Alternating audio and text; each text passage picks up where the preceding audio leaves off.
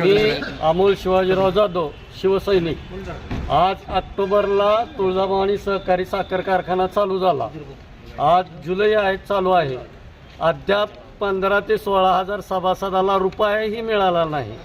शेतकऱ्यावर आसमानी संकट आहे। कांद्याला भाव नाही, सोयाबीनला भाव नाही, ज्वारीला भाव नाही, ऊसाला पाणी नसताना, लेकरा बाळाचा प्रश्न असताना ऊसाला रात्रंदिवस पाणी देऊन, ऊसाच्या फड मालकाला पैसे देऊन ऊस कारखान्यापर्यंत पोच केला।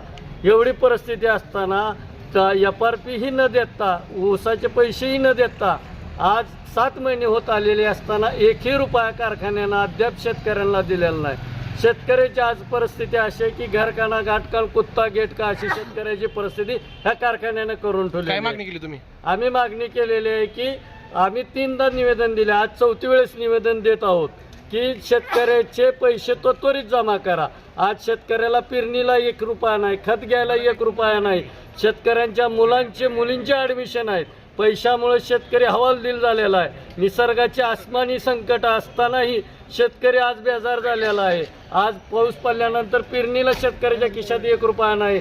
आज आम्ही 7 तारखेला एक निवेदन दिले निवासी जिल्हाधिकाऱ्यांना। आता जर तुम्ही आमच्या मागणीकडे लक्ष नाही दिलं तर 19 तारखेला तुळजापूर शहरामध्ये जुन्या बसस्थानकासमोर भव्य दिव्य रस्ता रोको आंदोलन करू।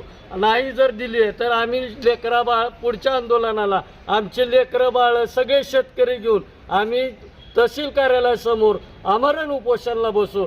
19 तारखेला तात्काळ आम्ही रस्ता रोको करू। जर त्यावेळेस आमच्या शेतकरी बांधवाला, माता बंधू भगिनींना 1 रुपया नाही मिळाला तर पुढचं आंदोलन या आमच्या 10 ते 15 हजार सभासद घेऊन आम्ही तहसील कार्यालयासमोर आमरण उपोषणाला बसू।